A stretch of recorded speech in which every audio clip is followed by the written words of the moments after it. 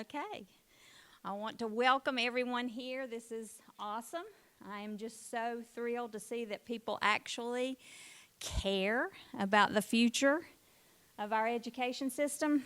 I wasn't sure how many would come. Lately we've had some apathetic citizens around in our county, but hopefully you're going to learn and you're going to be able to go out and share what you have learned with all the people that you know.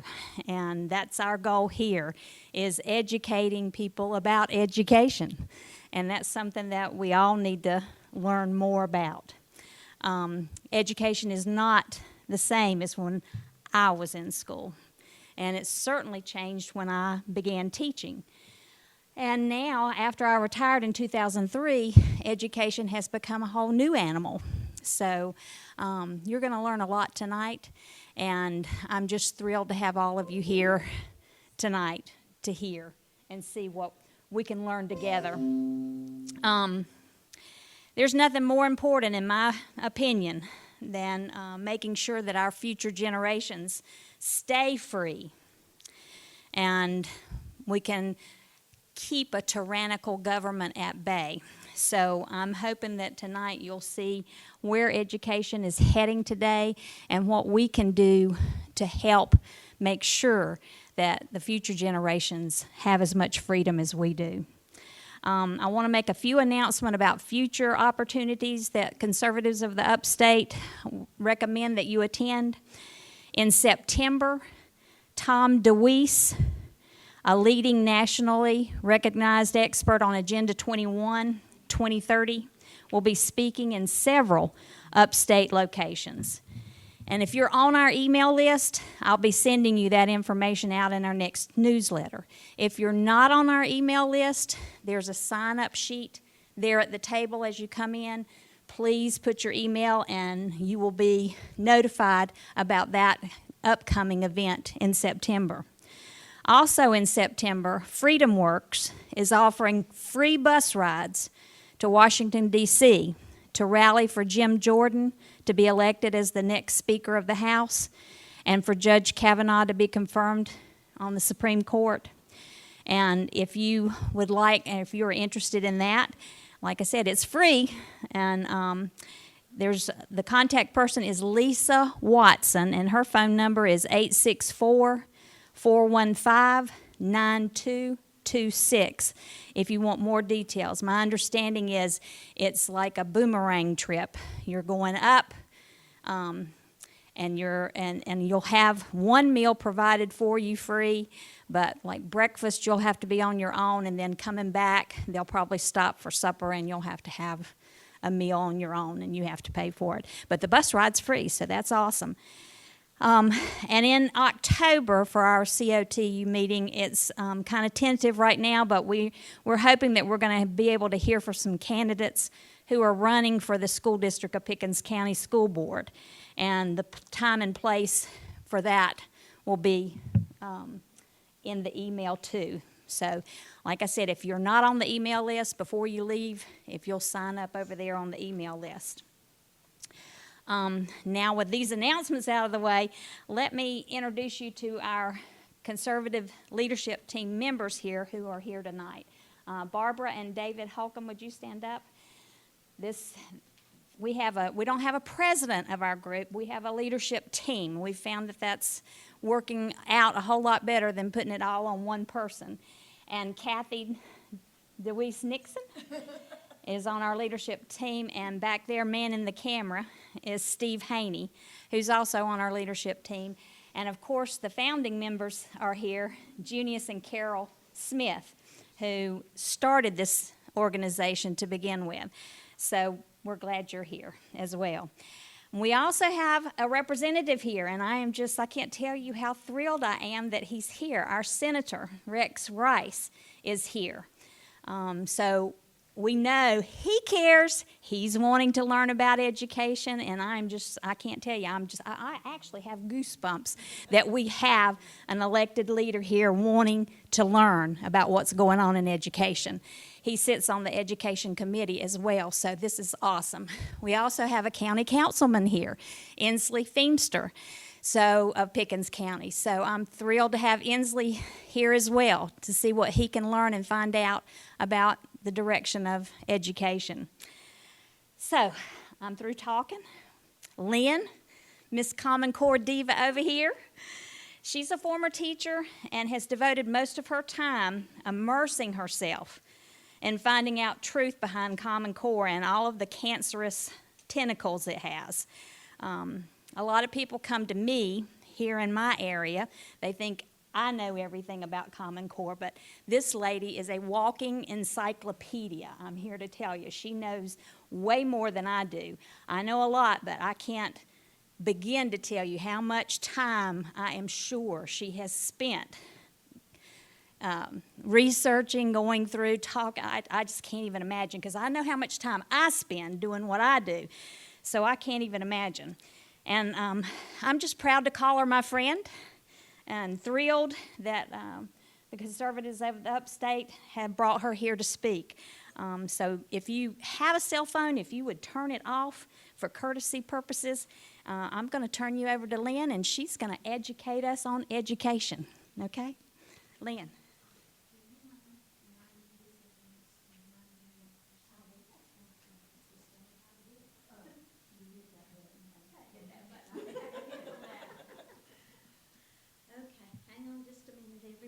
Sorry. Okay. All right. Okay. All right. Well, good evening to each and every one of you. It is my joy, my honor, and my privilege to be among you this evening. If you are sharing this on social media, please make sure that you give the concerned voters of Pickens County a shout out and thank them for hosting us. We've got folks here from in-state, out-of-state. We have people, when they found out I was coming here, from as far away as Montana, who were saying, look, we'd love to see this. So the fact that it's being recorded and can be shared across the nation is wonderful, because what we're seeing is that Common Core is not only not dead, it's alive and well in all 50 states. And so I hope this evening that we can lay aside what political party we are, because this is far beyond what political party we are. This is an American citizen issue. So it doesn't matter if you're Republican or Democrat. What we have seen through the legislation, through the funding, through the partnerships, that each of the major parties are in this, and it's wreaking havoc upon our freedoms. And that's what I'm most concerned about, is that freedom as Americans is in great peril. And education has been deemed by the United Nations as the #1 change agent by which to make all our freedoms disappear. So we're going to get into that tonight as well. Okay? All right, so our big question tonight is education, and who does it truly belong to? Now, if you listen to the educrats, and if you don't know what an educrat is, this is a person who is in leadership or in policy making who really has no business being there when it comes to education. Maybe they don't have the teacher classroom background. Maybe they don't understand how education works, but they've been driven by the corporate agenda that's ruining education, and then coming out and saying, well, this is what education is and this is what it isn't, okay? If you listen to them, education in America in 2018 is just fine and well.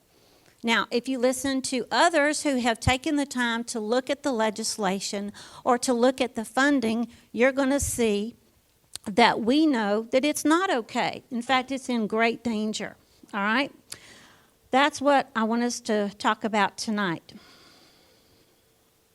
If you listen, you're probably going to think, like I do, that education not only is not property of the federal government, it should be back in the hands of the people, okay?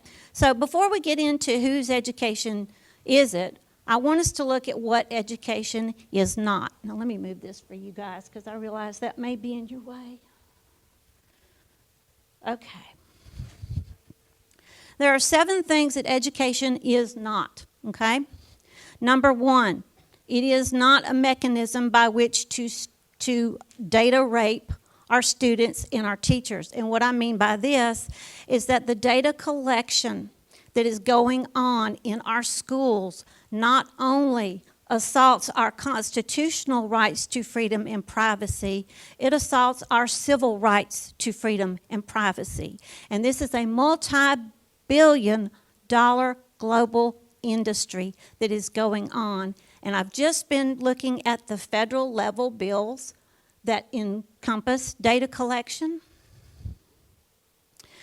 We have millions of billions of dollars that are being set aside or earmarked for nothing but data collection, and the caveat is to align preschool data all the way to adult.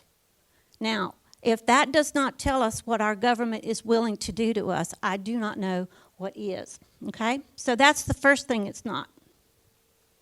Second thing, it is not a place to groom our children for sex. And we're seeing this happen not only in our schools, but in our communities. I know if you've seen recently in the news about the drag queens who are coming into the libraries, the way they're doing this is through grants that were awarded from the federal government to the American Library Association and the partners that they deal with. And this is their agenda they are foisting not just on our public school kids, but any child who walks into a public library. We could go on with the sex grooming in our schools. Did you know there's a national K through 12 sex skills standard that dictates the states which have made sex education mandatory starts not only in kindergarten, but it says by the time these children reach the end of 5th grade, they not only have to be able to correctly gender identify others, but themselves. Now, that's the second thing that education is not. The third thing, it should not be a mental health manipulation factory. And we're seeing this happen. This will happen through the Every Student Succeeds Act. This not only happens with our education system, this is now going to come into our homes, and it also is throughout our communities, okay? Specifically, Title I funding. It was reformulated to turn our schools into quasi-hospitals that could mentally treat children who have been labeled with some sort of behavior issue. This will also be in the 21st Century Community Learning Centers, where they have the wraparound services that will encompass mental health for families as well. So we're seeing not only an attack on our children, we're seeing an attack on our families as well. Okay, the fourth thing that education is not, it should not be bias training. And we're seeing this happen everywhere in our communities as well as our schools. Values and attitudes and beliefs that are totally un-American are replacing what has been classic American history and classic American values. All right, the fifth thing that education is not, it shouldn't hold your community hostage as to how well your students perform. But thanks to the Every Student Succeeds Act, that is exactly what we will be seeing more of. And if the whole community does not score well on how much they have gone and taken money to prepare their students for college and career readiness, the government then comes in and steps in and says, guess what? Now they will be. Number 6. Education should not be solely about workforce preparation. If you haven't noticed, there's been a heck of a lot of talk lately from Washington, D.C. on down that we need more apprentices, we need more career tech education, we need more job skills. These are rooted exactly from the United Nations Sustainable Development Goals. That is the sum total of where the competency-based education comes from. So if you have a person who's in leadership and says, well, I hate Common Core, but bring on the career tech education, or bring on the STEM, or bring on the, and that stands for science, technology, engineering, and math. If you have someone who is bringing those things, they're bringing not only Common Core under different names, they're bringing about a United Nations global agenda into your community. All right, and the last thing that education should not be is a cart before the horse. Have you noticed how much we are pushing our kids to hurry up and learn so that they can hurry up and get out and get a job, so they can hurry up and get into the economy, or they can hurry up and get into college? What we're doing is we're damaging our children. We're putting things before them that they are not either physically or mentally prepared to handle, and we're expecting them to do it. And then when they implode or explode, we're wondering how that happened. Now, these are the things that education should not be, but every one of these and more is what we are seeing exactly happen right now in 2018, and it breaks my heart. Now, does anyone have any questions so far? Would you repeat number 5 and 7? Sure. Oops. That is the microphone. This is my water. Sorry. Okay, number 5 was holding communities hostage. And number 7 is putting the cart before the horse. We got to hurry up and learn. We have to hurry up and get everybody in dual enrollment or early college, or we have to get them online schooling or hybrid schooling. All of these have aligned themselves not only to the Common Core, but to the career tech education, and especially the science, technology, engineering, and math. Now, before I go on, if we don't have any other questions, I'm going to move on. Okay. Yes, ma'am. Could you explain, I get confused as to what's wrong with it. I know it's the evaluation. Right. Career, technical, and Okay, sure.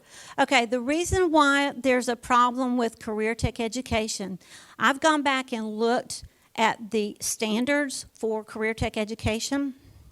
It's all based off the Common Core state standards. In fact, you would think because it was designed for adults, because it was what Perkins funding, which is for adult education, was supposed to be, you would think, oh, it's going to pick up where an adult left off in school. The standards are based on kindergarten through 2nd grade reading levels. Now, what does that tell us about how we are going to educate those in higher education or career tech education? It is Common Core. The reason why a lot of people don't think it is because when it first started, it had Common Core in it. So it was Common Career Tech Education Core Standards. They just removed the Common and the Core and left the Career Tech Education. Vocational education is what we remember if we're a certain age, and that was where we went to school to learn how to shop or carpentry or things like that. People hear career tech education, they think vocational tech. But the Workforce Innovation and Opportunity Act, I believe it was the one that did the name change. And the reason they did the name change was to bring the agenda with it. Because if I can level everyone from cradle to grave, if I can dumb down the education enough, then what do I have? I have skilled workers who know just enough to follow directions and go and make money for someone else instead of being the wonderful free individual that we were designed to be. So we want our Beta 1 children to be creative and have like not what we're used to, no. And I'll get into the wordplay in just a minute. Thank you for that. Okay, anybody else? Okay, I have a quote for you by a concerned citizen who lives not in South Carolina, not even in North Carolina, but Texas. And I was on an interview probably a couple of weeks ago, and this particular quote was given to lay the tone for the topic of the interview. And this is by Joanne Fleming, and yes, I'm going to read it off my card, guys. Okay, and she says, workforce training is not about vocational training at all. Rather, it is a vehicle for a new government structure that opposes free enterprise and representative government in favor of a centrally planned and managed economy. The government is in alliance with big business and will herd unsuspecting parents and students, and I will say in this case voters, into early workforce pathways to crank out ready-made workforce widgets, producers, and coders for big business. Now, all rhetorical flourishes aside, this is a freedom-crushing, liberty-stealing plan. And that right there is part of why we're seeing so much havoc in America, is because we're seeing our freedoms go away. We're seeing free enterprise being attacked. We're seeing our liberties and our freedoms being questioned and told we're wrong. Now, education has been sacrificed, ladies and gentlemen, for a long time before now, but especially at the altar of economic gain and technology. The true academic content that we saw in education has been hollowed out and replaced with indoctrination and agenda. Freedoms have been shoved aside for conformity. Quality that we once knew in our education has been deemed as outdated, and hurry up to learn has replaced everything that our kids need to hear in order to be able to succeed. It's the classic us versus them, everyone, only this time it's our families. We just need to understand that we cannot let the lies that have been perpetrated so far continue. We've got to be the ones who tell people that the federal government, the state government, doesn't care about us as people.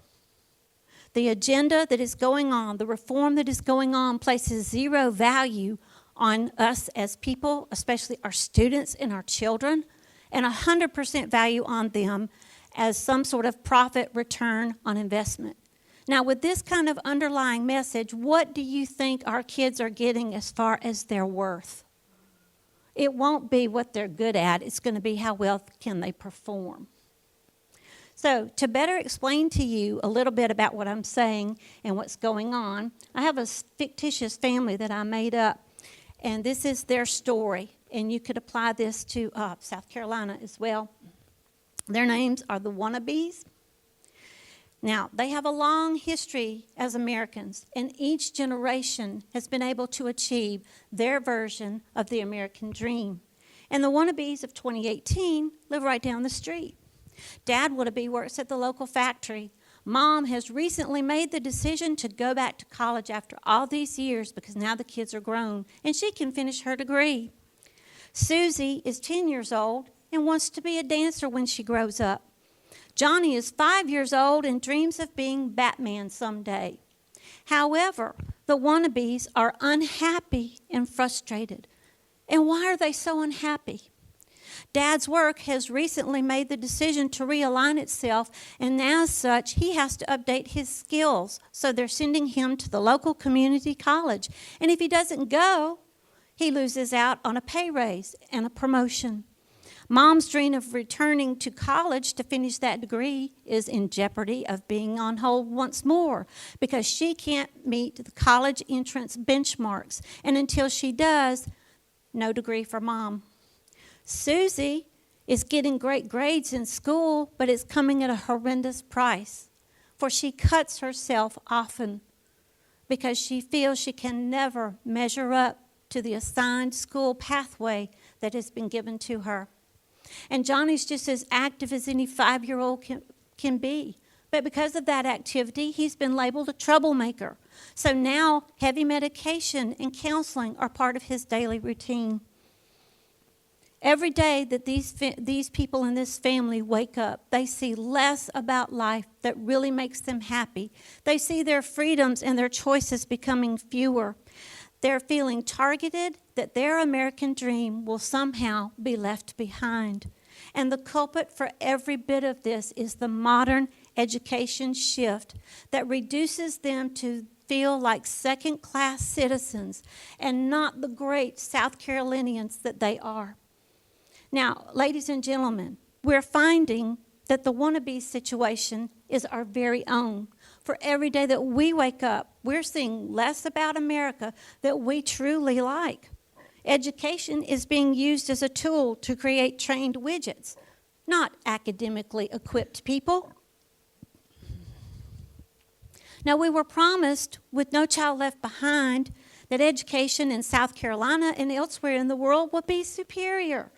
Race to the Top was supposed to build us all up. And now with the Every Student Succeeds Act, we're seeing that the long line of government control is stronger than ever. The shift in education from from academics to workforce training has long been in the making, and it's got a focus of what to think versus how to think. And this is not only harmful, it's just plain wrong. Our values and our beliefs are suddenly un-American, or so it seems, and we're told we must think otherwise. The Every Student Succeeds Act was created to include trained thought, trained education, and will result in trained citizens. Ladies and gentlemen, this is totally un-American. Our states play right into it with labels on education like 21st century readiness, college career readiness, future ready, choice ready, mastery-based learning, next-gen standards, world-class standards, and the list can go on. It all boils down to one thing that the Wannabes saw and that we're seeing, and that is, what job will my child be assigned to? And will I be reassigned to a job? The Every Student Succeeds Act did increase the amount of personalized learning that Johnny and Susie would receive. Passed off as quality education, it is nothing but a lie, because this type of computer-based learning tracks their every move and tests them every day, and it moves the mark so they never, ever succeed. And I can tell you, on a side note, this is happening to our teachers as well. Because of laws like Every Student Succeeds Act, the links between education and jobs is stronger than ever. We no longer see education about excelling, we see it about training to perform. So ladies and gentlemen, I ask you, is it any wonder that the Wannabes were so unhappy? Is it any wonder that we as Americans are so fed up? One thing we have in common this evening is that we know American education should not be aligning itself to the cookie-cutter systems from around the world. We are the land of the free. Our American dream is dying at the hands of the greater global good. Now, our country was not founded to be one of a controlled population. And with the state of American education as it is, we've got to make sure that the moms, the dads, the Johnnies, and the Susies can have their American dream. We've got to stop seeing their hopes crushed. Otherwise, this is not our great state of South Carolina, and it certainly is not our beloved nation. Now, we're going to be touching on the Wannabes all through the rest of the presentation. I've got some slides for us that I would like us to start. But before I do, I just want to say that it is really something for you to be listening to. I do apologize if I appear to be a little shaky. This makes me so heartsick and so upset that sometimes when I want to be strong in what I say, sometimes I'm a little off, so please forgive me. But this is very important, so thank you so much for taking the time to come out this evening. Okay, if you would please get, okay? 2 lies and 1 truth. Okay, I know everybody can read, so where's the lie?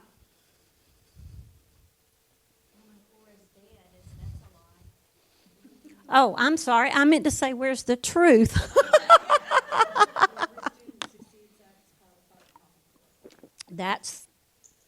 That is the truth. Thank you. It absolutely did. And a lot of people ask me, how do you know that?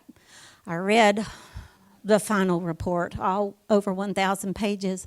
I also read the final version. The only difference between the two, the font size. That's it. All the agenda that was in the over 1,000 pages is stuck in the 391 pages that turned into the law that President Obama signed.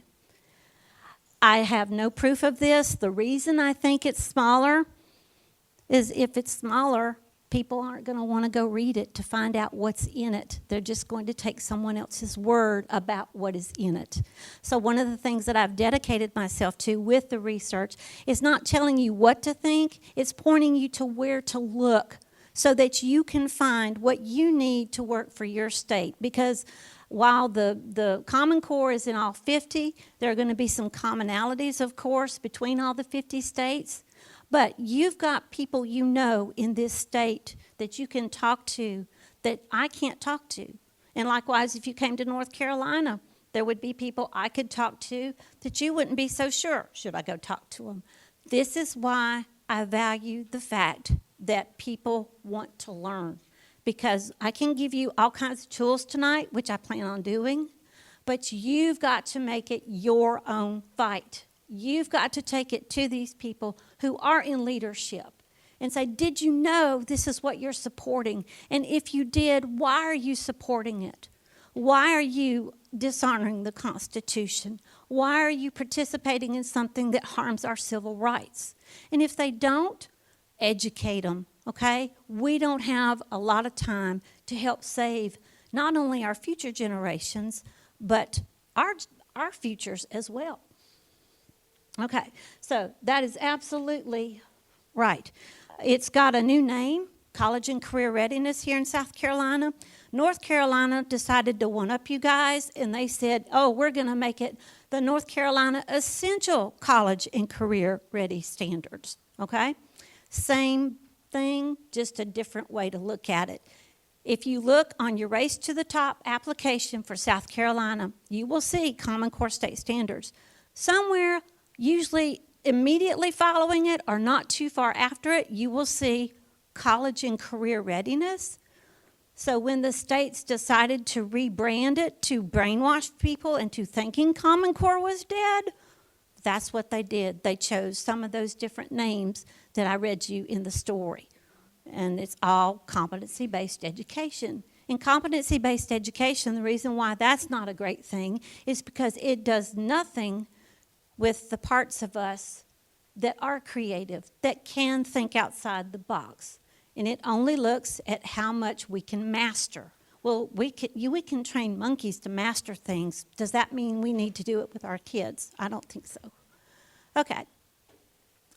Let's move on, please, dear. Okay. All right. I said that was in all 50 states. Some of the mandates that are in every Student Succeeds Act that you will see not only in South Carolina, but you will see in North Carolina and elsewhere in the nation. The big one that will level every argument against school choice that there is. All education must be aligned to post-secondary readiness standards as laid out by the Workforce Innovation and Opportunity Act. Industry standardized credentialing, wait a minute, no, it's industry credentialing standards. So let me say that again. All education must be aligned to post-secondary readiness as laid out by the Workforce Innovation and Opportunity Act, industry recognized credentialed standards.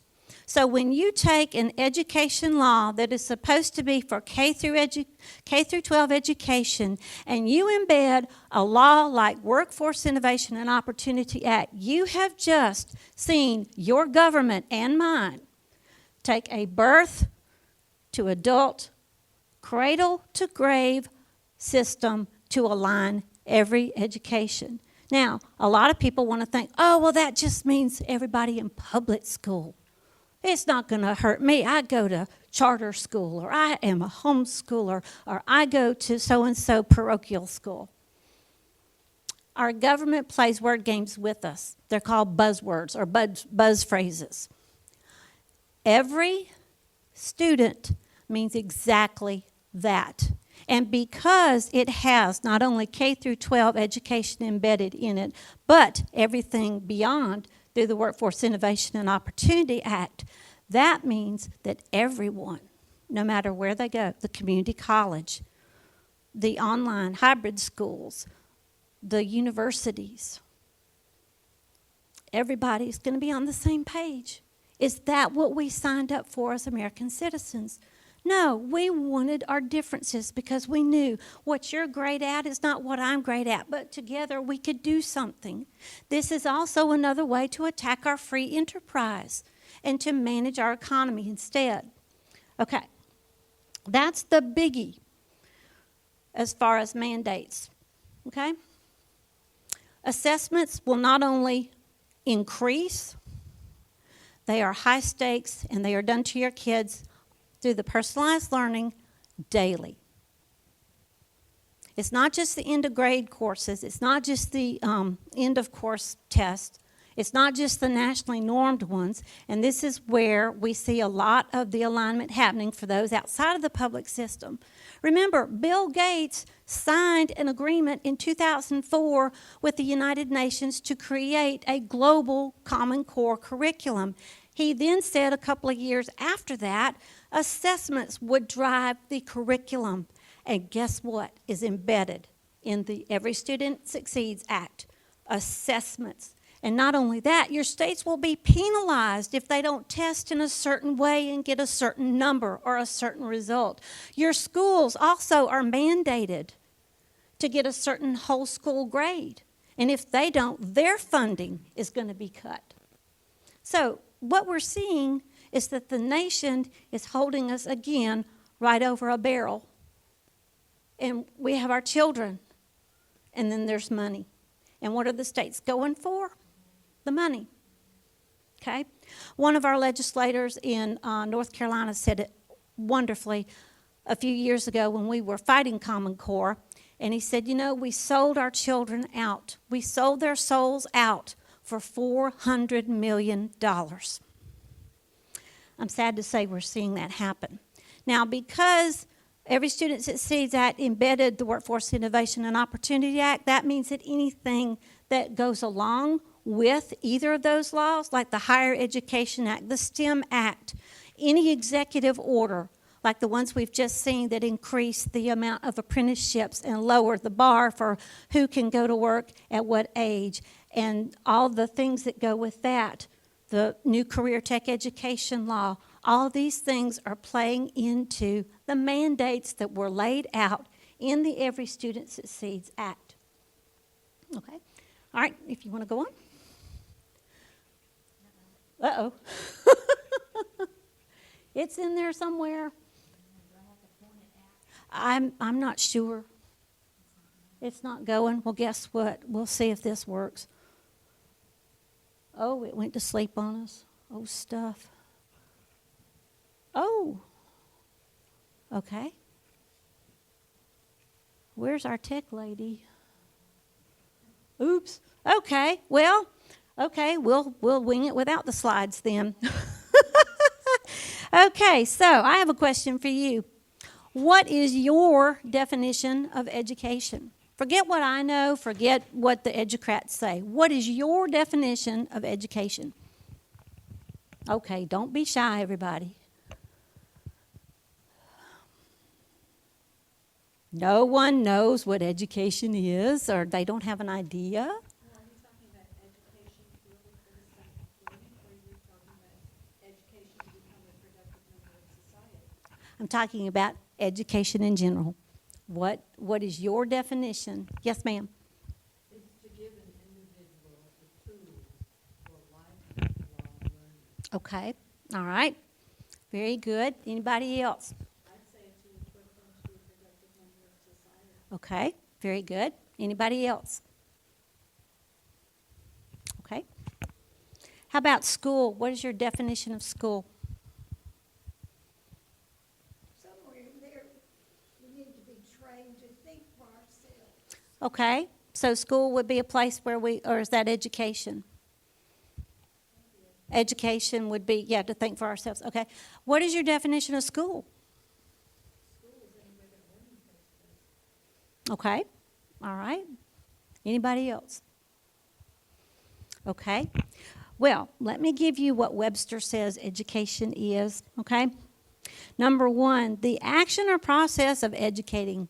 Now, I don't know about you. I kind of laughed when I read this because I'm thinking, the way I learned and the way I was teaching, you never defined a word with the word in it. So I'm like, okay, fine. So Webster's defining education as educating. Okay, great. So what is educating? They have, Webster has 4 different definitions. To provide schooling is the first one. Number 2, to train with formal instruction or supervised practice. Number 3, to develop mentally, morally, and aesthetically. And number 4, to persuade or condition to feel, believe, or act in a desired way. Interesting, huh? Okay. School, according to Webster, has 7 different meanings. All right. Organization which provides instruction. I think I heard that in one of the answers. All right. 2, groups that are pursuing knowledge together. Number 3, an establishment that offers specialized instruction. Number 4, the process of teaching and learning. Number 5, a source of knowledge. Number 6, and hang on, here's where we get really fun. Number 6, a group who holds a common doctrine or is under a common influence or has similar opinions and behavior. And number 7, regulations governing military drills of people.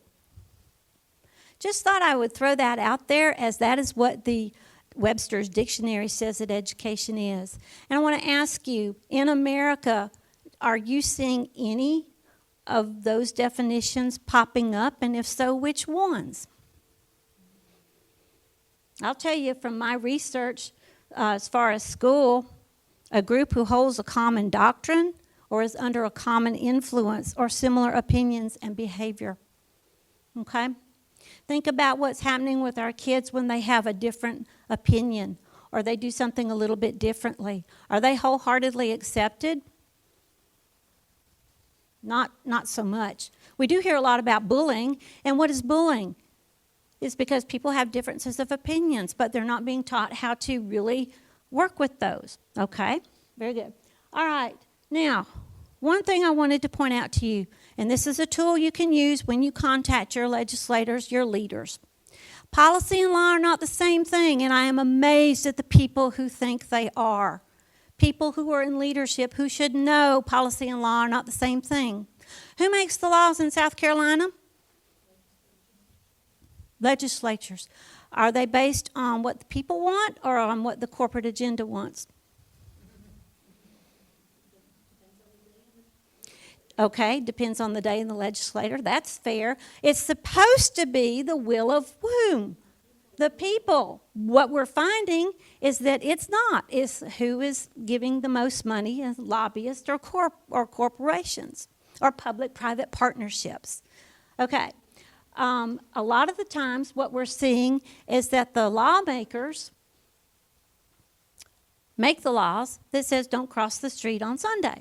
And the policymaker, depending on what day it is and how they're feeling, comes in and, oh, well, the law says we can't cross on Sunday, but it doesn't say what time on Sunday. Do you see where I'm going with this? The agenda for the policymakers is what is driving the decisions that are being carried out based off the law. Now, I don't know about you, but I really don't like it when people think they understand something and make a judgment call that is totally representing anybody but the citizen. It should be representing the citizen, and it's not. Okay, so I just thought I would throw that out there. You need to be asking, who is helping form the policy for your school board, for your state statutes? Okay? All right, let's move on. Okay, now, one of the ways that this agenda is succeeding is it divides us. How many times have we seen, since a lot of this stuff has been going on, oh, well, it's all those Democrats' fault? Or we hear someone else, oh, it's all those Republicans' fault. Let me tell you, it's both of them. It's not just one party. Like I said in the opening, this is not about what political party. This is about being American. So every one of those who are in leadership in Washington, D.C., and trust me, I've read enough of their bills to know they're writing them the same way, with the same agenda. And they're being bought out by the same corporations and the same public-private partnerships. And they're giving more credence to the United Nations Declaration for Human Rights than they are our United States Constitution. And to me, ladies and gentlemen, that is horrendously wrong. And this is what is being carried out through education. Okay, so one of the ways that they divide us is through using words that we think mean one thing but are actually another. Now, on your handout that,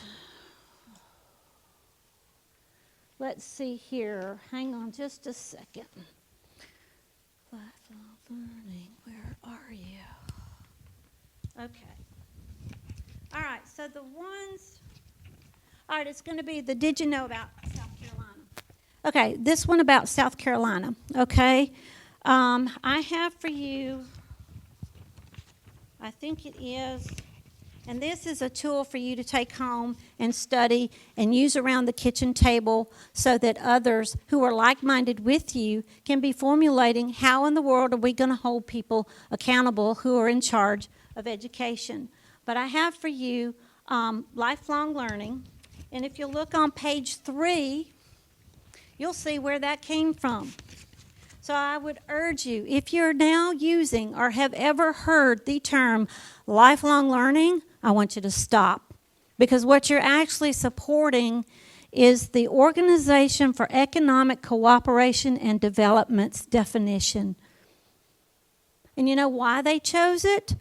They chose it to go into the United Nations agenda, and it means not that we'll be set once we leave school to always be open to learning. What it means is a cradle-to-grave human capital tracking system.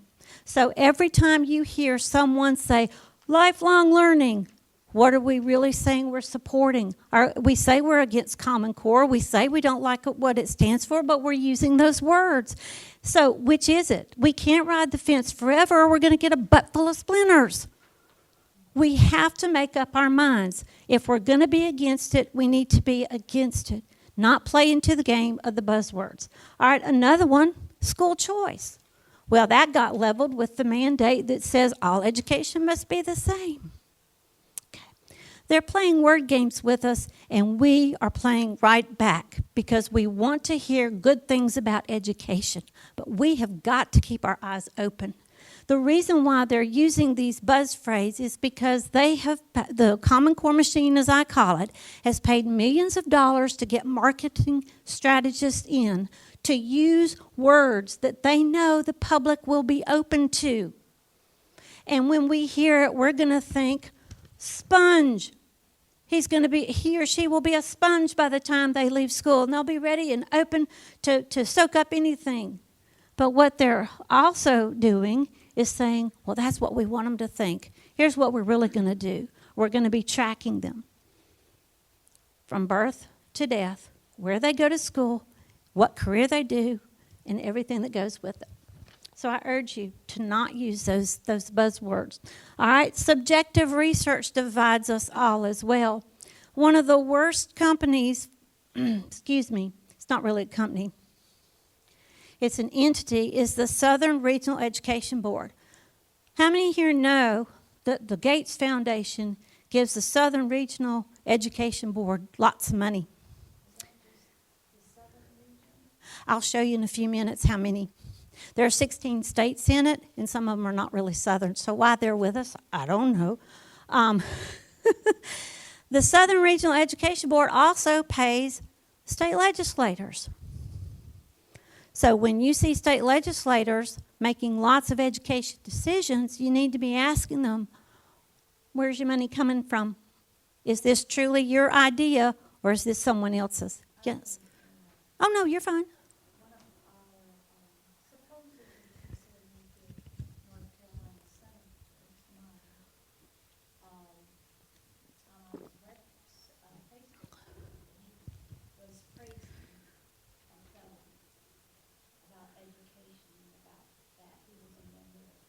Yeah. And I went down below and made a comment. And I went back to it a little bit later, and my comment was gone.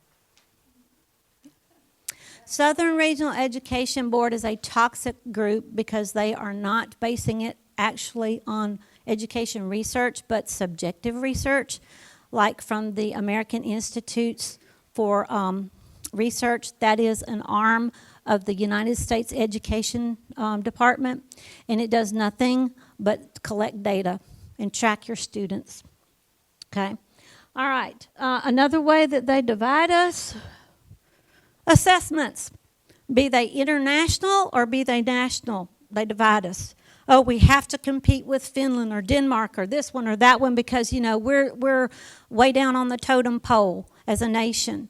Well, if we would spend half as much time looking at what we're doing in education here as opposed to somewhere else, we might actually be good again at something, okay? Also, the national assessments pit states against states. How many of you remember that through Race to the Top, your state was pitted against North Carolina and every other state to receive money from the feds to run education? Every Student Succeeds Act's doing the same blasted thing. The new Career Tech Education Law that the President just signed will do the same thing. It's incentivizing states to compete against each other to receive federal funding for a federal agenda that's not really a federal agenda as it is a global one. Okay? So that's how we're being divided. We have to look past every bit of this and come together and work together and protect each other. Okay? Is it not advancing again? Oh. Okay, that's fine. Okay, this one's a big one. If you've heard me talk a lot about the data collection, this is where it really hits the road, okay? That's from the South Carolina Department of Education, by the way, I believe. When I clicked on their site, it said go to this one. This is where it sent me, okay? This is where Common Core got its name. And how, you ask? You see where it says Common and Standards? What's in the middle? Education. Education is the change agent by which everything is going to come to fruition to undermine our nation. And then data, that means all that personal private information that's really nobody's business. But yet suddenly it's popping up. And it's worth billions of dollars. And look at this. It's being collected by those who are in internet technology. You have stewards of data. Now, what does that mean? That means anybody in your state or in your school who happens to be managing the data, okay? The data is not just, okay, Johnny and Susie made such and such on a score. It's what do Johnny and Susie believe about religion? Have they had sex before? If so, how much? Do mom and dad beat them? Is there a gun in the house? Things that are nobody's or should not be anybody's business, much less education's. This is where it's going. The goal all along has been data. That's why the Common Education Data Standards were created. And oh, joy of joys, the way that it's collected is through a common curriculum and a common assessment. This is why nationalized standards are terrible, okay? It doesn't just go to the federal government. It has to go from your school to the state. The state shares it with several departments. Then those several departments share it with their federal cousins, if you will. Now, I attended a webinar on data mining from the National Superintendent School Association. They let it be known that most parents know there are usually 4 doors of data that they can have access to. The contractors and the subcontractors who are handling your student and teacher data can be sometimes 15 subcontractors or contractors deep. We're not just talking so-and-so down at the school board is looking at the data. We're talking about several people looking at the data. Anyone who can get a research grant, let's say you got a grad student, they're doing research. If they are doing research on data, they have access to your child's personal private information. And what's so dangerous about this is that 9 times out of 10, this is done without the parent's knowledge or the parent's consent. It's done on those of us who are old enough to speak for ourselves without our knowledge and our consent. This is why it's called data rape. It assaults our privacy, and it's undermining us. Okay? Yes. Yes, it does. And that's one thing that I was asked to ask you. I have a friend out in Colorado, and she and I trade information about all this stuff quite a bit. And she asked me, since she knew I was coming tonight, if any of you would please help her. Google has contracts in the state of South Carolina, and North Carolina, and several other states. Right. Okay, so what's going on is that Google, Verizon, and one other big company, I can't remember. Anyway, they have contracts with the state data coaches. You need to find out, do a freedom of information request, find out who they contract with to collect all this data, and then find out what you can do to fight back to preserve the freedom and the privacy that these people deserve. Okay? All right. So that's where Common Core got its name. It was never about education. It was always about data, because data means profit, but data also means control. Because if I can control you and I can control what you think, I can control where you work. I can control the economy.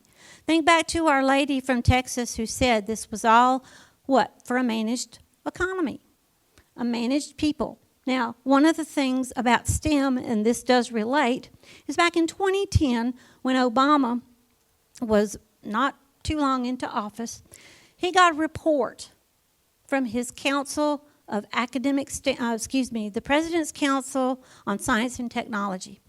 Now, this particular report was influenced heavily by the National Science Foundation, which is a government agency taking taxpayer dollars.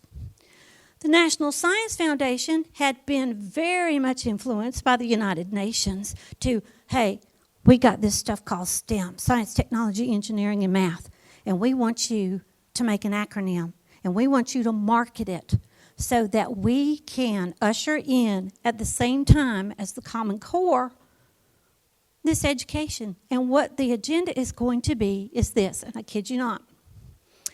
We will have a STEM people with a STEM education for a STEM nation, for a STEM economy, for a greater global good.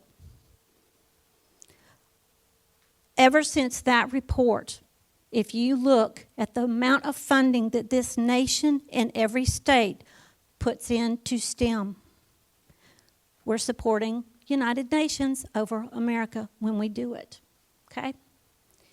We have huge initiatives going on right now under President Trump. We had some under President Obama. We now have them under President Trump. So we're seeing that no matter who's in office or what party they're in, this stuff is living on, okay? Again, a managed economy, okay? All right, let's move on, please, ma'am. Okay. I know we all like to think that we have a lot of champs in education, and I know we do. These are the chumps. And what I mean by the chumps are those who are purposely helping mislead our good citizens and their taxpayer dollars, okay? These are just some of them. Not everybody would fit on the slide, okay? Those are just some of them. And I'm sure you could probably tell me some that you know who qualify as chumps. I know you could. Advanced Ed, that's right. They micromanage your school boards here in South Carolina, much like they do in North Carolina. And in fact, on one of the handouts that I have for you, you'll see Mr. Adams, okay? I tell you to look at your school board policy, and here's why. When I was doing research one time for a presentation in North Carolina, I happened to look at a school board policy. And that school board policy did something I have never seen before. It pledged more support to the U.S.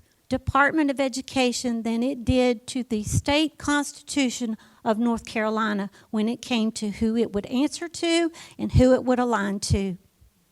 Now, what is that telling us? If we have one county that's willing to do that, what happens if a lot of the counties have that policy and we never knew it? What does that do to our state constitution? Kind of makes it useless, doesn't it?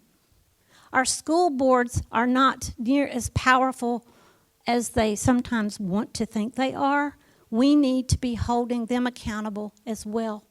Okay? So thank you. Advanced Ed. Okay. Advanced Ed Yes. is called Southern Association of Schools and Universities earlier, Uh-huh. and I wrote an article on it years ago. Thank you so much for that. Thank you. You're exactly right. I tell you what, they micromanage and accredit a lot of our schools. So if our schools and our school boards are not dancing to Advanced Ed's tune, guess what? There goes the accreditation. And accreditation is huge in the Every Student Succeeds Act. Absolutely. Your state could lose lots of funding if they're not accredited. Okay. Now, what we're seeing is a lot of this will back up the cradle to grave, the data mining, but it also ekes into health care. Because a lot of the Every Student Succeeds Act, there's a tremendous increase in power for the U.S. Department of Health and Human Services. And you're going to see that from a state level as well. That's what will afford you the Title I funds that are being used in our schools to turn them into quasi-hospitals. That's what you will see used for behavior interventions or whole family interventions or the in-home visits that double check to make sure that your kids are college and career ready. This is where we're seeing a lot of these departments overreach into education. Okay. All right. You also have another program here in South Carolina called the Program for Alternate Certification. This is allowing teachers who are not qualified to be teachers to lead your students. This is another thing we see in the ESSA mandates is that people who are being called leaders, facilitators, not teachers, are going to be allowed to lead your children. What are they leading them in? Who's making that decision? Does it gel with your family values, attitudes, and beliefs? If it does, super. If it doesn't, it shouldn't be going on. We need teachers to do their jobs, not to be healthcare list checkers. Okay? All right. Yes. All right, an ACE, adverse childhood experience. On one of your notes, I think it would be the Did You Know about South Carolina. I'm going to name for you some of the groups that are helping with this. Now, what it means by an adverse childhood experience is, okay, something really terrible happens to a child. How this is playing into the education reform is through what's called social and emotional learning. And social and emotional learning is inappropriate as far as how we deal with things because, again, it's putting the cart before the horse. It's expecting a 5-year-old to be as resilient as a 20-year-old. It's not going to happen. I don't care who you are. It's not going to happen. A 5-year-old needs to be able to appropriately be able to handle their social and emotional. And it should not be up to the school to micromanage the social and emotional growth of your child. It should be up to the families and to the parents. But here we have where the government is saying, oh, well, if you can't parent well, guess what? I'm going to come in and I'm going to teach you how to be a better parent. Now, let me ask you this, ladies and gentlemen. Who made you a parent? Was it God Almighty or was it the federal government? Yeah, it was God. It was not the federal government. Okay, so yes, let's help people, but let's not micromanage them. And that's what we're seeing happen. Again, it's about control. Okay? All right. If you'll remember back in the story, Johnny, 5 years old, was labeled a troublemaker. This is where adverse childhood experiences would come in, social and emotional. And if you look at some of the social and emotional criteria that is being carried out on our children, is horrible. It's inappropriate for their ages. Okay? One of the biggest groups behind the push for social and emotional learning is the Rockefeller Foundation. In fact, they have a national model for not only our schools to be resilient, but our entire citizenship. And that's in San Francisco. And they're using it as a national model. Now, how that's playing out in Connecticut, they are in year 3 of a 10-year program. They started with kindergartners. They have no idea if this program is even going to work, but they're already committed to it enough. They've got the funding set aside, and they're in year 3. And it's all about social and emotional learning. Now, through the program, instead of learning ways to talk things out at home, they're learning mantras and yoga and meditations. And they're having these boxes set up in the rooms where the kids can go to have a time out. If you've seen how these boxes are actually playing out, it's like a prison. And this is what we're doing to our kids. And we don't know if it's going to work, but we're going to throw money at it and hope it works. We cannot continue to see abuse like this visited on our children. It shouldn't even be happening to adults. Okay. This all goes back to let's be managed and let's be a good collective citizen. Okay? Let's see here. Okay. Where the dangers lurk in higher education. On your Did You Know, you're going to see how the Gates Foundation, this is on page 1, you will see how the Gates Foundation is using both Clemson University and the University of South Carolina as data researching facilities on their peers as well as those in K through 12 education. Now, is this why you would want to send your child to Clemson or to University of South Carolina? No. Why do you send them there? You want them to what? You want them to learn? Play football. Thank you. At least somebody's honest. But did you know that they are using football? The National Collegiate Athletic Association is using the Common Core Career Tech STEM College and Career Readiness to hold it over the kids. And if you don't perform well, if you don't have enough social and emotional skills, you don't play. Now, do you know how many kids that's going to crush? Do you know how many children? Sports might be their only way out of a bad situation, but yet we're going to hold them to have all these boxes checked? That's terrible. And it's not just University of South Carolina, and it's not just Clemson. I've got a grad student at University of Georgia, go Dogs, and she has had the same thing happen there. Every public university, even our private Christian universities, because they receive federal funds, they have to dance to the federal tune. It's terrible that they're using sports to hold kids over a barrel, that if you don't meet this college and career ready, then you can't play. But billions of dollars are being spent by corporations to make sure this kind of stuff happens. And our government's letting it. Okay. All right. Public-private partnerships. Fascism 101. They absolutely undermine our Constitution. Now, of the trillions of dollars that the government is setting aside to make sure that data collection continues in fiscal year 2019 with the express purpose to unite pre-K to adult data, they also will use not only taxpayer funds, but public-private partnership funds to make it all happen. Public-private partnerships kill free enterprise because it gives the government a way to hide what it's doing. We already are not being listened to enough. We certainly don't need to be kept in the dark. Okay? We really, really don't. Okay, let's move on. Is it going? Okay, you've heard me talk a lot about the United Nations. Okay. It says that school's right in the middle. It should be the community because here in here in South Carolina, you've got a lot of sustainable development goal projects going on, as do we in all 50 states.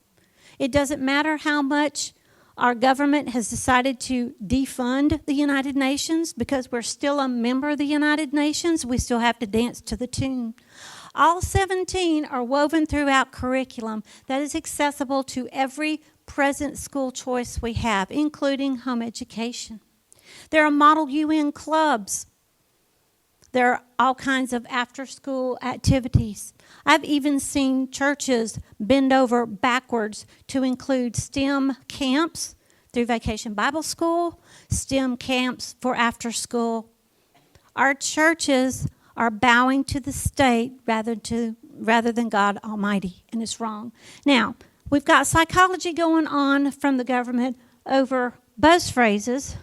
The UN's using color psychology on us. Did you know that? Okay, let me find my little cheat sheet of colors. Okay, for all those you see that are green, those are Sustainable Development Goals that all the members of the United Nations have said, we're okay with. We're all in agreement. These are good things, okay? So that's going to be your good health and well-being and your life on land and your climate action. Have we seen the mess that our healthcare system is in? Ugh. Okay, so that means they all agreed on them. Okay. Anything that's yellow or gold means it needs work. They know what they want. And what do they want? They want zero hunger, affordable and clean energy, sustainable cities, responsible consumption and production. They know that they've made those goals, but they need work. Okay? Okay, it's Agenda 2030, absolutely. Okay. Red or pink? If I can get them. Okay. Red or pink means those goals have been outlined, but they need further adjustment. So think you've got a picture frame without a picture. That's what those are. And look at what they are.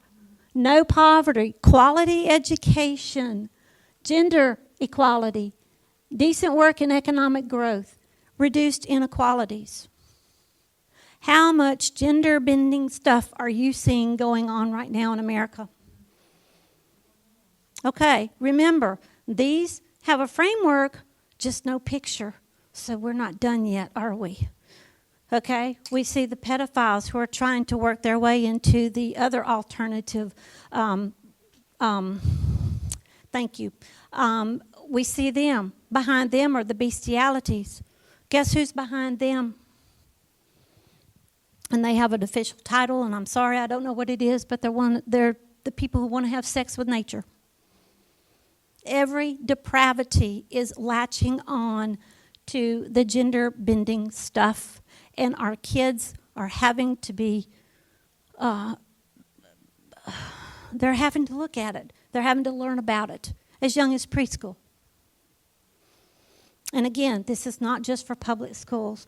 Okay, anything that's blue or orange means that they are in existence from 2015 to now.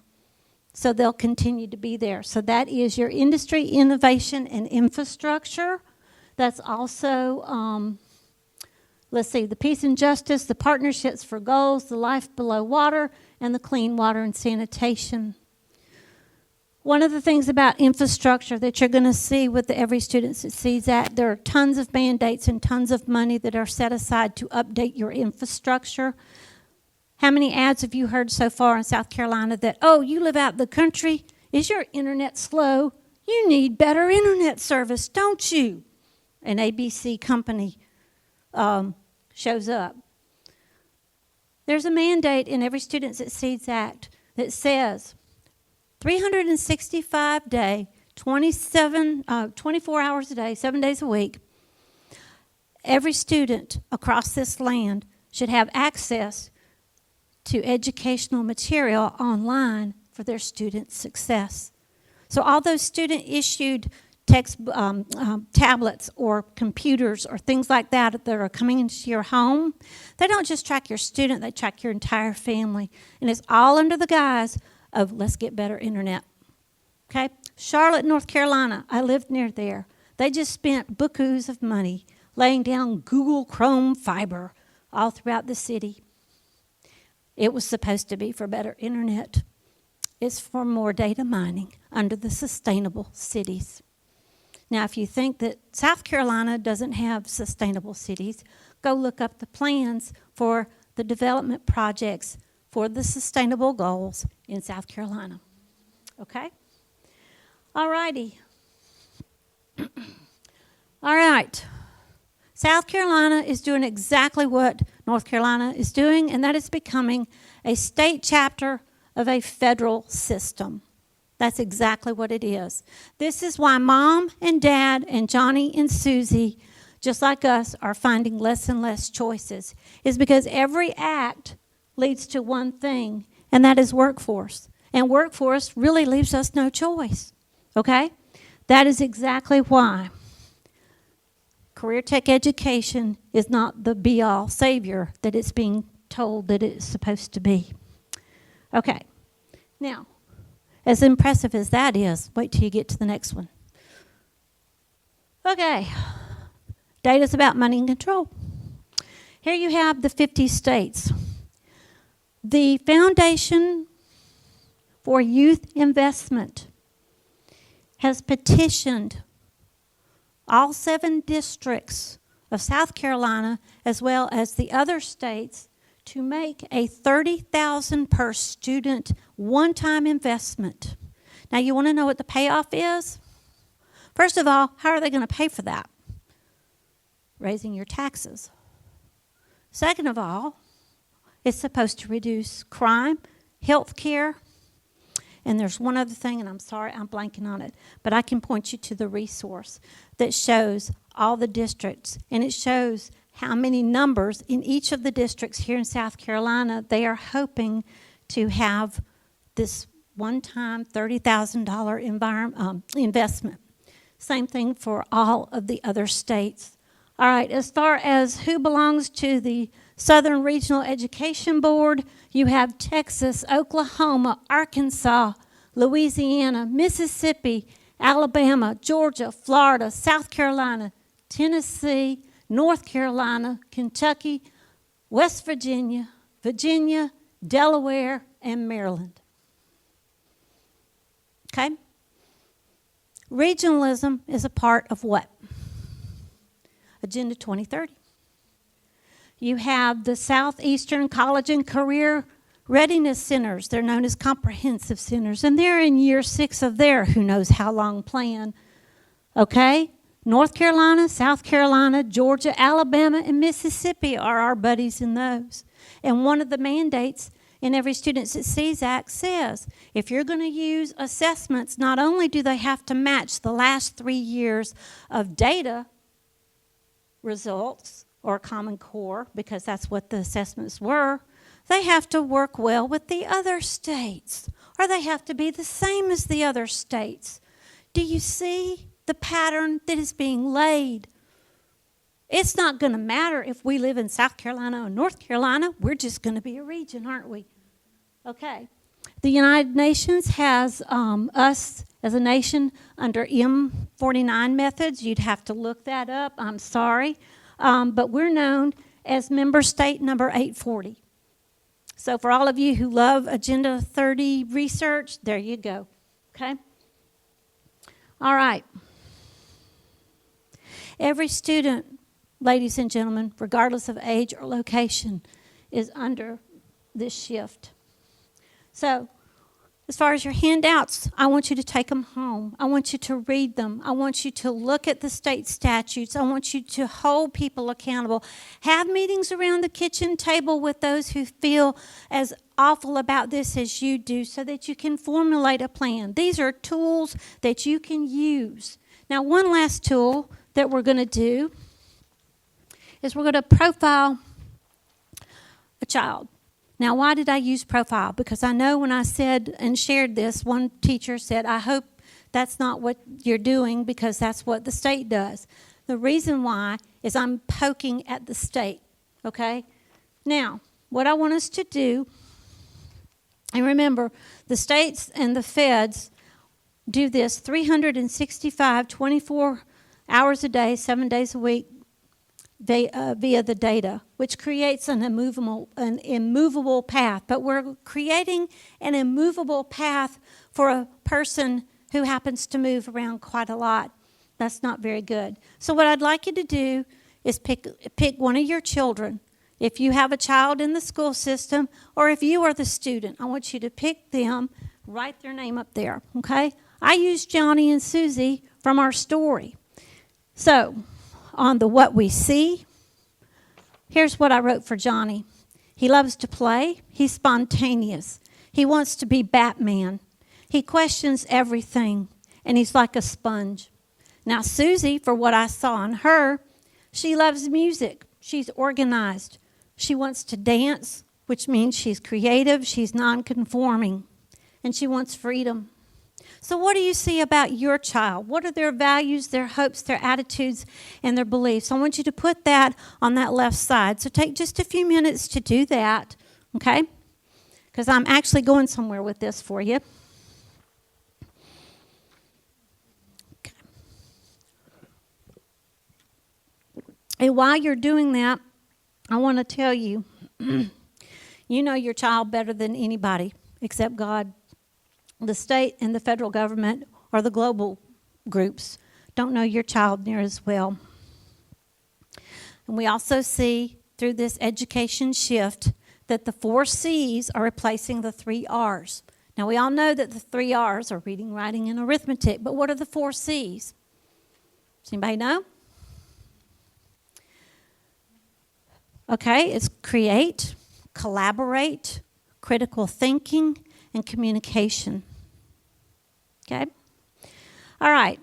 So tell me, and I'm not going to look at these. This is for you. You take and you look. What do you see about your child? What do you know about their dreams? What do you see about their values? What really makes them wonderful? Okay? Put that down. All right. Now, on the side that says what South Carolina sees, first thing I'd like you to do is strike through the C's and put requires. And anytime a state requires of its citizens, we need to be looking at what are they requiring, okay? And the first thing that South Carolina requires is knowledge. Sounds good, doesn't it? And I got these off of y'all's ESSA plan. The only knowledge that South Carolina requires is rigor. Rigor in Common Core State Standards, career tech education, college career readiness, and science, technology, engineering, and math. Okay, so you can write that down. So that's knowledge, and it's rigor. All right. The other thing South Carolina requires are skills. Yes, ma'am. No one can answer that one. That's a great question. How do you measure rigor? There are companies out there who are trying to devise a way, Jill. Pearson is doing one called Gender Intelligence. There's also one that will measure your social and emotional capacities. That's how they're going to try to measure it, but truly you can't. Okay, skills. The skills that South Carolina require are your 4 C's, all right, which was create, collaborate, communicate, and critical thinking. And critical thinking is another one of those buzzwords. When we hear it, we think, oh, they're really going to know how to think. It's teaching them what to think, not how to think. Okay, so the 4 C's will be skill requirements in South Carolina under innovation. Innovation is a buzzword that's been used against us. Innovation means technology. Technology means constant assessment and data mining. Okay, what to think, not how to think. Problem solving through teamwork. Have you seen some of the problems, ladies and gentlemen? They're gibberish. They're absolutely gibberish, but they're supposed to solve them. Teamwork, because, we have to be a collective society. Without collectivism, you can't have teamwork. Okay? Their skills in media and technology. Where are all the other subjects? They're not there. Media and technology, because we have to be coders and we have to be widgets. And then the last skill that South Carolina requires is how to learn. Now, this is happening to our little preschoolers. They're expected to come to school already so well prepared that there's really nothing for them to learn. If you remember what preschool or kindergarten was supposed to be, this is where you went to learn all those things. Again, we're putting the cart before the horse. You cannot expect a child who doesn't know how to learn to come to school and instantly already know how to do it. Okay? So those are the skills that South Carolina requires. The character traits that South Carolina requires.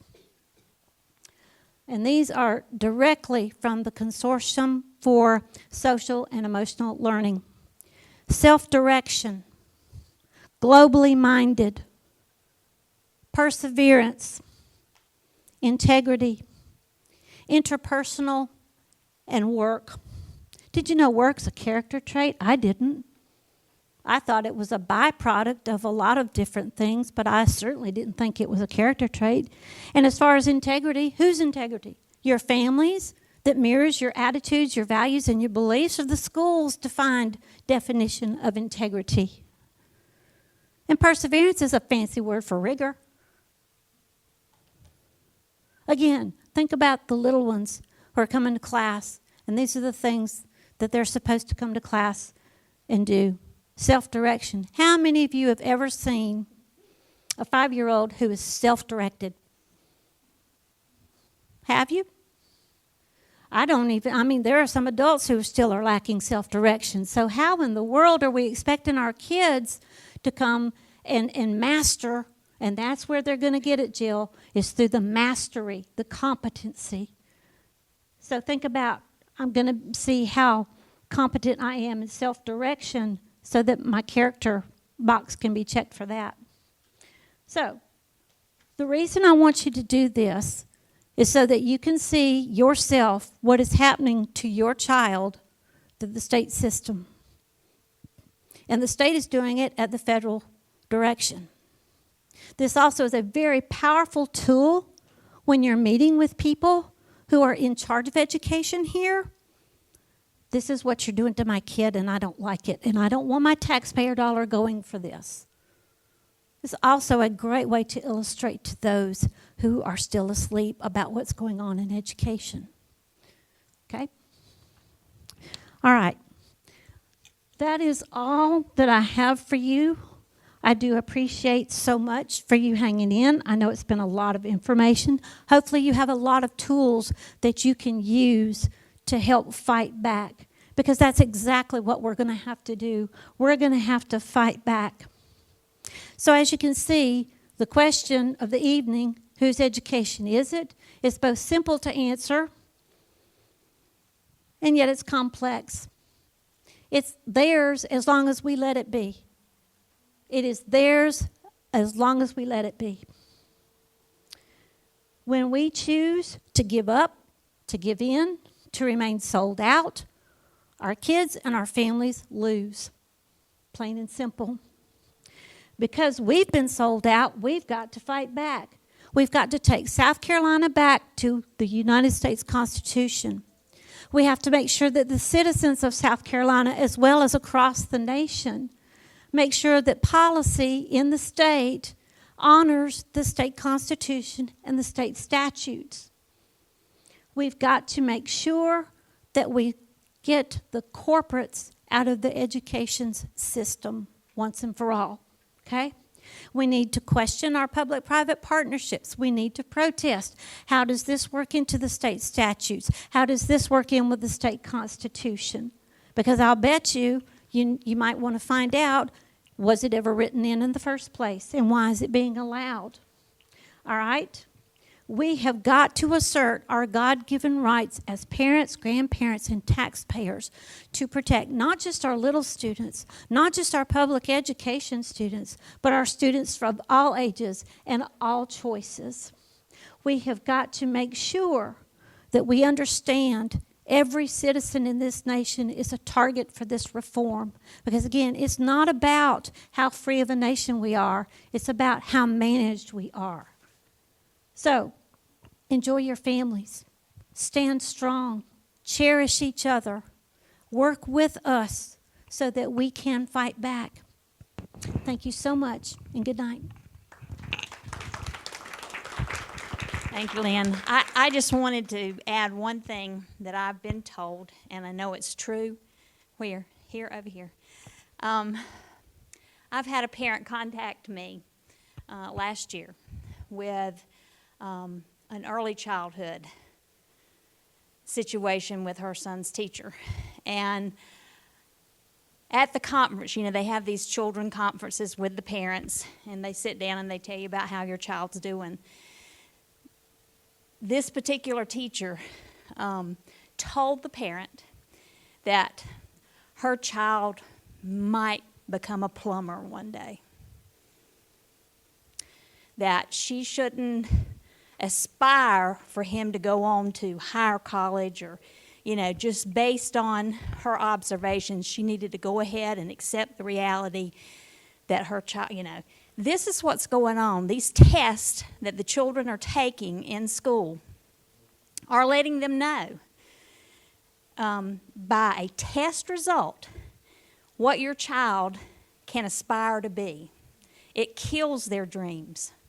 I know from teaching first grade, it just kills me when I think about destroying a young child as young as kindergarten, telling that child, no, you want to be a pilot, but I don't think so. These test scores are telling us, you know, we don't think you're going to be quite smart enough to be a... And so I want you to understand that what we need to be fighting as parents, in my opinion, is what's going on in your child's classroom. And the best thing for you to do, grandparents as well, is to understand, go in, find out who your child's teacher is, find out what their values and beliefs are. They sure are wanting to know what your child and what's going on at home. You need to find out what that child's teacher's values and beliefs are. You need to ask them to see their lesson plans.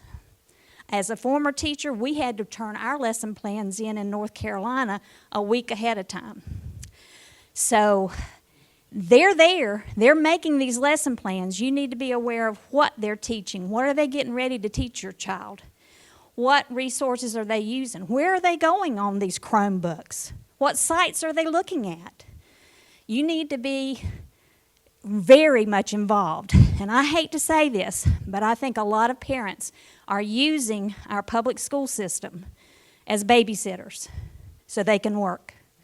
And it's too convenient for them. And they just, you know, kind of, you know, well, I turned out okay. I went to public school and I turned out just fine. But they don't understand that the whole agenda has changed since you were in school. And I've tried to tell this to my own 2 children. They think they can undo what's being done. But when you look at it and you think about what is going on in a child's head, my mom and dad are sending me here to this public school to learn. And my teacher is teaching me truth. But yet when they come home and they tell you what the teacher said, and then you say, well, let me tell you, and that's not really how we think.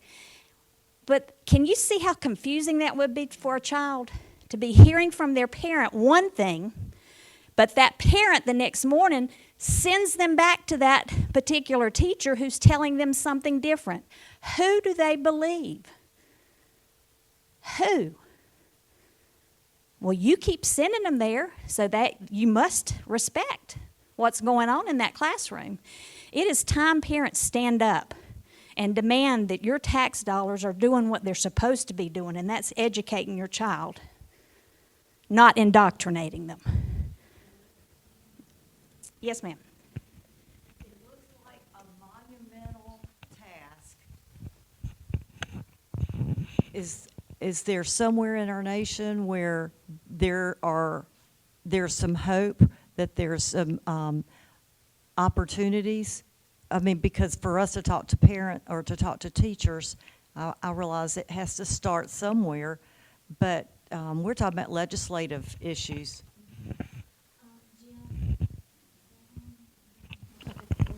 Okay.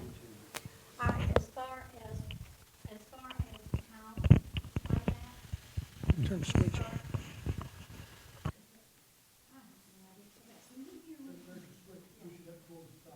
there we go. Is that, okay. All right. One of the ways we can fight back, and I did forget to include this, one of the reasons why we know that all school choices are being annihilated right now is through our community colleges especially. The National Association for Community Colleges president, Walter Bumpus, has called community colleges the Camelot for American education. Because if they don't get the public school, they get the public K through 12, they get the homeschoolers, especially through dual enrollment, early college. They also get those who are like us, who are returning back to school.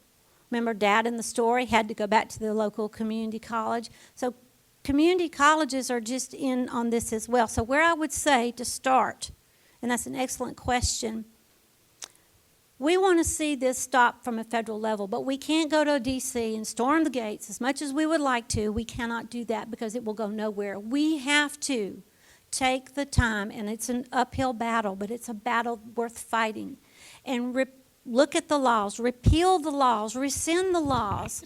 That is the most prudent way to shut down some of this illegal activity. Because let's face it, the U.S. Department of Education is unconstitutional. So is the Department of Labor.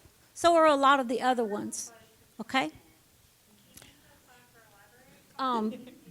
Okay, yes, I know, we are. Okay, my point is we have to go for the law first. If we go rushing in and say, I just want to shut down the Department of Ed, guess what's going to happen?